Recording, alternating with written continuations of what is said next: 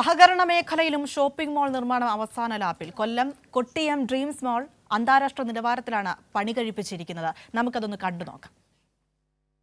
നമ്മൾക്ക് കൊല്ലംകാർക്കും കൊട്ടിയംകാർക്കും ഇതിൻ്റെ പരിസരത്തുള്ള എല്ലാവർക്കും ഗുണകരമായി അന്ന് ഏറ്റവും പുതിയ റിലീസുകൾ ഏറ്റവും നല്ല രീതിയിൽ കാണാനുള്ള ഒരു സാഹചര്യം ഒപ്പിച്ചു തന്നതിന് ആന്റണി പെരുമ്പാവൂരിനും ആദ്യം തന്നെ ആശീർവാദ് സിനിമാസിനും മോഹൻലാലിനും എല്ലാം നമ്മളെ നന്ദി രേഖപ്പെടുത്തുന്നു.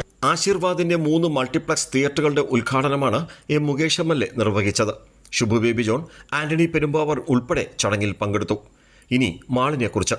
കൊട്ടിയം കേന്ദ്രമാക്കി രൂപം നൽകിയിരിക്കുന്ന സഹകരണ സ്ഥാപനമാണ് Desinganad rapid development and assistant cooperative society എന്ന ഡ്രീം മാൾ.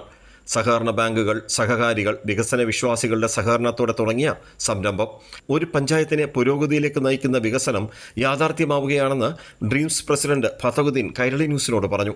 ലുലു ഉൾപ്പെടെയുള്ള ലോകോത്തര ബ്രാൻഡുകളും വിവിധ ഫുഡ് കോർട്ടുകളിലേക്കുള്ള ബ്രാൻഡുകളും ഉൾപ്പെടെ ഒരു മാള് ആരംഭിക്കുന്നതിന് മുന്നേ മാളിലെ എല്ലാ സ്ഥലവും ഫില്ലാകുന്ന തരത്തിലേക്ക് കൊട്ടിയത്ത് ഡ്രീംസ് മാളിൻ്റെ പ്രവർത്തനം ഓണത്തോടുകൂടി ആരംഭിക്കാനാണ് ഉദ്ദേശിച്ചിട്ടുള്ളത്. സഹകരണ മേഖലയിൽ ഡ്രീംസ് വൻ തൊഴിൽ സാധ്യതയാണ് ഒരുക്കുന്നതെന്ന് board member N Santhosh Kairali ന്യൂസിനോട് പറഞ്ഞു. സഹകരണ മേഖലയിലെ ഒരു കൂട്ടായ്മയിലെ പ്രസ്ഥാനമാണ് ഡ്രീംസ് മാൾ എന്ന നിലയിൽ ഇവിടെ പ്രാവർത്തികമായിരിക്കുന്നത്. നിരവധി സഹകരണ പ്രസ്ഥാനങ്ങളുടെ സഹായത്തോടുകൂടി, നാട്ടിലെ ജനങ്ങളുടെ സഹായത്തോടുകൂടി, പാർട്ടി നേതൃത്വത്തിൻ്റെ ശക്തമായ ഇടപെടലോടുകൂടി, നിയന്ത്രണത്തോടുകൂടിയാണ് ഈ സ്ഥാപനം പ്രവർത്തിക്കുന്നത്.